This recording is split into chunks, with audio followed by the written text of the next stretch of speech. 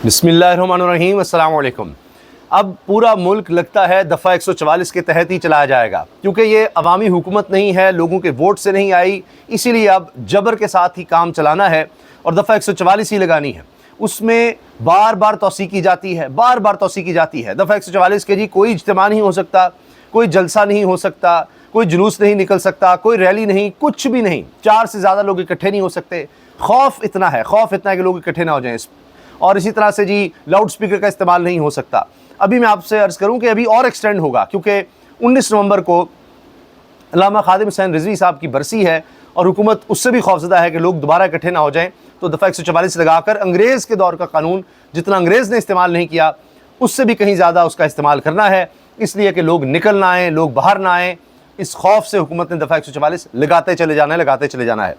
ये खबर अब आ चुकी है। आज 2 नवंबर है और अभी कहा जा रहा है कई दिन तक दफ़ा 144 रहेगी, फिर उसके बाद फिर यही खबर आपको सुनने को मिल सकती है। हो सकता है सारा नवंबर ही दफ़ा 144 के तहत गुजरे और पता नहीं क्या। वैसे पूरे मुल्क में वैसे ही दफ़ा 144 नाफिज़ है, कहाँ कोई निकल सकता है इस हुकूमत के ख़िलाफ़, क्योंकि अब तो उलमा से भी, मसाजिद के आइम्मा इकराम से, इमाम मसाजिद से भी अब ये लिखवाया जा रहा है कि अगर आपको 25,000 चाहिए तो आप फिर यहाँ साइन करें, दस्तखत करें कि जी 25,000 हम आपको देंगे, लेकिन आपने हुकूमत के ख़िलाफ़ कोई बात नहीं करनी।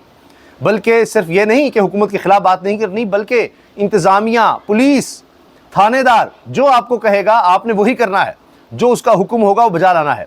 तो अब मसाजिद को बराह रास्त थानों के अंडर दिया जा रहा है। इस पर फजलुर रहमान साहब बहुत ज़्यादा गुस्से में हैं और वो अपने गुस्से का इजहार करते चले जा रहे हैं। पहले उन्होंने कहा जी हम ये पैसे 10,000 रुपया, 25,000 रुपया जो भी है, ये पैसे हम तुम्हारे मुँह पर मारते हैं। फजलुर रहमान साहब का ये तरीका नहीं है, ख़वातीन के बारे में वो इस तरह बात नहीं करते। और फिर मरीम नवाज़ साहिबा, उनके तो बहुत ज़्यादा करीब हैं, वो उनके बुज़ुर्ग हैं और उनके साथ बड़ी PDM के दौर में उन्होंने स्ट्रगल की है जी। तो अब उन्हीं के बारे में इस तरह के अल्फाज वो इस्तेमाल करते चले जा रहे हैं और गुस्से का इजहार कर रहे हैं और पंजाब में आकर वो बात कर रहे हैं, सिग्नल दे रहे हैं इस बारे में। उनको भी लग रहा है कि अगली बारी उनकी है, या इससे ज़ाहिर है कि उनका भी गला घोंटा जा रहा है, उनके लिए भी आइंदा मसाइल होंगे। उनका एक मजहबी वोट है, तो इस लिहाज से उनके लिए बहुत बड़ा मसला हो सकता है। तीसरी चीज़ है जी इस्लामाबाद में वायरल वीडियो का किस्सा। हाल ही में एक वीडियो बहुत ज़्यादा वायरल हुई कि एक नौजवान है, वो गाड़ी से निकलता है और तीन पुलिस कांस्टेबल्स को, पुलिस एहलकारों को, ट्रैफिक पुलिस के एहलकारों को तशद्दुद का निशाना बनाता है, धक्के देता है, घूंसे मारता है और वो ऐसे जैसे नशे में धुत है। उस पर कोई समझ नहीं आ रही कि उसने क्या किया हुआ है। उस पर ऐसे लग रहा है कि उसको खुद पर ही कंट्रोल नहीं है, वो किसी नशे की हालत में है, जिसकी वजह से वो इस तरह से कर रहा है। अब जनाब उसको भी गिरफ़्तार आखिरकार कर लिया गया है, उसकी तस्वीर भी आ रही हैं और लोग तो इतने गुस्से का इजहार कर रहे हैं कि उन्हीं पुलिस वालों से इसको पिटवाना भी चाहिए। लेकिन उसकी तस्वीर से लग रहा है कि उसको समझ आ गई है, उसको अच्छा खासा मारा पीटा गया है और ये हुल्लड़बाजी भी कर रहा था, तशद्दुद भी कर रहा था। गाड़ी से निकला है और किसी बात पर इसने झगड़ना शुरू कर दिया और पुलिस वाले की सुन नहीं रहा था, बल्कि एक नहीं, दो नहीं, तीन पुलिस एहलकार इकट्ठे हुए, इसने सबको धक्के देना शुरू कर दिए, मारना पीटना शुरू कर दिया। वाक़या ये पेश आया था जी रात के वक्त I8 मरकज़ में, इस्लामाबाद के इलाके में, और वहाँ पर इसने पुलिस एहलकारों पर तशद्दुद किया, बदतमीज़ी की और गालम गलोच की वीडियो सामने आई थी और गालियाँ दे रहा है, गलीज़ गालियाँ दे रहा है। वो सब ने वीडियो देखी है, उसमें आवाज़ भी आ रही है। पुलिस एहलकारों से झगड़ता रहा, गालम गलोच करता रहा, फिर अपनी गाड़ी में बैठकर वहाँ से भाग भी गया। लेकिन फिर क्या हुआ कि थाना I9 पुलिस ने कार्रवाई करते हुए मुलजिम को गिरफ़्तार कर लिया और गाड़ी को भी थाने मुंतकिल कर दिया था।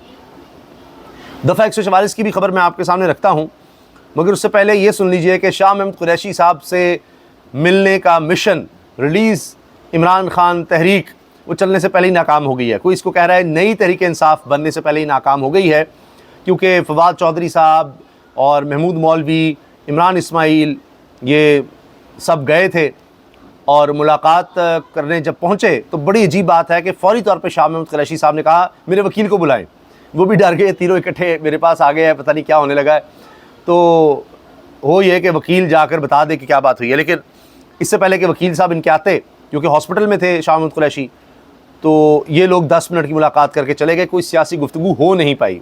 अब ये ग्राउंड ये क्लियर कर रहे थे, लेकिन वो होता ना कि चीज़ें कई दफ़ा छुपा भी नहीं पाते। तो इमरान इस्माइल के दिल से निकल ही गया कि जी हम तो ये चाहते थे, पुरानी बात भी कर रहे थे, अब ज़ाहिर है दोबारा शायद ये चाह रहे हो कि जी शाह महमूद कुरैशी साहब इमरान खान को मनाएं कि इस्टेब्लिशमेंट से हमने मामला ठीक करने हैं, इसके लिए हम जा रहे हैं। तो ठीक होंगे तो फिर इमरान खान रिलीज़ हो सकेंगे, लेकिन बात अभी बन ही नहीं पाई। फवाद चौधरी कह रहे हैं कि जी हम अभी नून लीग के वज़रा से मिलेंगे, फिर देखेंगे।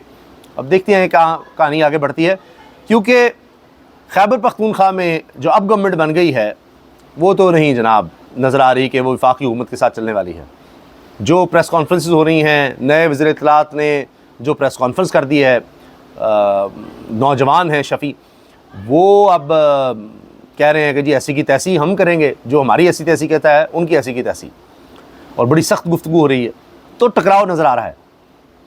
तो जैसे ही वहाँ पर सख्त लोग आ गए हैं, तो यहाँ जो नरम थे, फाख्ताएँ कहें, वहाँ वो हॉक्स थे, उकाब, यहाँ फाख्ताओं को, डव्स को, बतखों को एक्टिव कर दिया गया है कि कोई रास्ता निकालें। तो देखते हैं किसकी चलती है। अभी तो कहा जा रहा है टकराव होगा, बड़ा कुछ हो सकता है। अभी खैबर पख्तूनख्वा हुकूमत को गिराने की कोशिशें होंगी, उनको बहुत ज़्यादा अभी मुश्किलात का सामना करना पड़ेगा, नाअहलियाँ कर सकते हैं और ब्यूरोक्रेसी के थ्रू गला घोंटा जा सकता है, हुकूमत को चलने नहीं दिया जाएगा।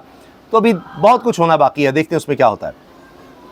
तो ये भी खबरें साथ साथ चल रही हैं, लेकिन मैंने कहा मैं आपको बता दूं कि इस वक्त सूरत हाल ये है कि शाह महमूद कुरैशी साहब वाला मामला वो चल ही नहीं सका अभी तक, और उन्होंने इनकार कर दिया है किसी भी तरह की मुहिम में शामिल होने से। हालांकि उनको ये कहा गया कि इमरान खान की रिहाई मुहिम है, उन्होंने कहा जी मैं किसी मुहिम का हिस्सा नहीं बनता जिसमें आप लोग होंगे, जो मुश्किल वक्त में पार्टी को छोड़ गए, आपके साथ तो सिर्फ और सिर्फ बदनामी आएगी और उनकी फैमिली के लिए भी ज़्यादा मुश्किलात होंगी। सब उन पर शकूक और शुबात का इज़हार करेंगे कि 2 साल जेल भी काटी, तो फिर क्या मुंह काला करेंगे अब इन लोगों से मिलकर या इनके साथ चलकर, पता नहीं क्या अज़ाइम है क्या है।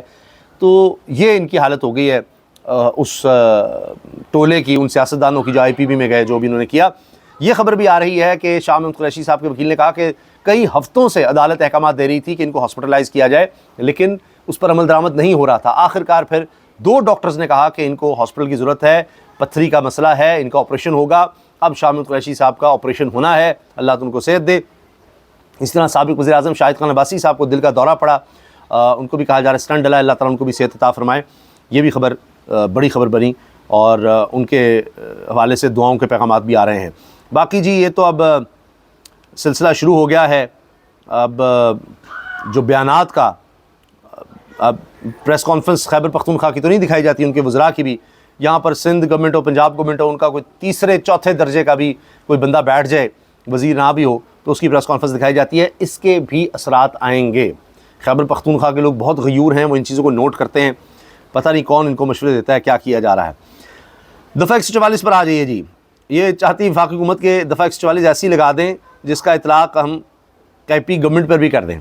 अब 27वीं तरमीम में इसी तरह की चीज़ें आएंगी, आप देखिएगा ज़रा, अब उस पर काम तेज़ हो जाएगा कि अब हमने अब लेकर ही आनी है ये 27वीं तरमीम और उसमें ऐसे काम करने हैं। महकमा दाखिला पंजाब ने सूबे भर में दफ़ा 144 के नफाज में 7 दिन की 1 हफ़्ते की तौसीह कर दी है। पंजाब में हर किस्म के एहतजाज, जलसे जुलूस, रैलियों, धरनों, इज्तिमा और ऐसी तमाम सरगर्मियों पर पाबंदी है और 4 या इससे ज़ायद अफराद के अवामी मकामात पर जमा होने पर भी मुकम्मल पाबंदी है। कहीं आप 4 लोग इकट्ठे होकर कहीं नहीं जा सकते, किसी जगह मत इकट्ठे होकर जाइएगा।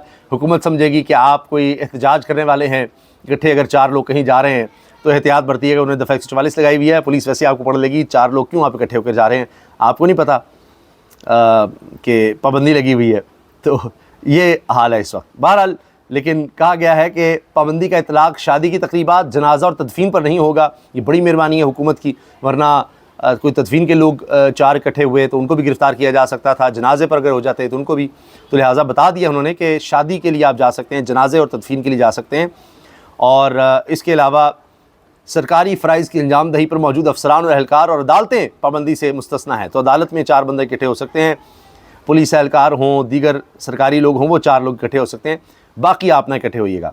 फिर जी तर्जुमान महकमा दाखिला पंजाब ने कहा है कि लाउड स्पीकर सिर्फ अजान और जुम्मे के खुतबे के लिए इस्तेमाल किए जा सकते हैं। सिक्योरिटी खदशात के पेश नज़र अवामी जुलूस, धरना, दहशतगर्दों के लिए सॉफ्ट टारगेट होगा। कुछ आप ऐसा ना करें, ये सरगर्मियाँ हैं। 8 नवंबर तक दफ़ा 144 के नफाज में तौसीह का नोटिफिकेशन जारी किया गया है। मैं आपको बता रहा हूँ कि चूँकि 19 नवंबर को बरसी है अल्लामा खालिद हुसैन रिजवी साहब की, तो मुझे लगता है कि ये चीज़ एक्सटेंड होगी ही होगी। तो ये दफ़ा 144 लगी रहनी है। फजलुर रहमान साहब एक बार फिर पंजाब हुकूमत की जानिब से आइमा कराम को वजीफ़ा देने के फ़ैसले पर तनकीद करते चले जा रहे हैं और कहा है कि जी हमें डराया जा रहा है कि 4th शेड्यूल में तुम्हारा नाम डाल देंगे, भाड़ में गया तुम्हारा 4th शेड्यूल। और उन गुस्से में आकर कहते हैं जी ये जो भी वजीफ़ा मुकर्रर कर रहे हैं ये ज़मीर ख़रीदने की कोशिश है आइम्मा कराम के, और हम इसको रिजेक्ट करते हैं, मुस्तरद करते हैं, जिस तरह फजलुर रहमान साहब कहते हैं। तो अब देखते हैं कि फजलुर रहमान साहब कब तक नाराज़ रहते हैं हुकूमत से। तो कहा यही जा रहा है कि फजलुर रहमान साहब को इम्पोर्टेंस देनी होगी मौजूदा सेटअप को, कुछ तो इनको इम्पोर्टेंस दे दें, तो जिस तरह 26वीं तरमीम में आपने दी थी, तो फिर वो शायद मान ही जाएँ। अल्लाह हाफ़िज़।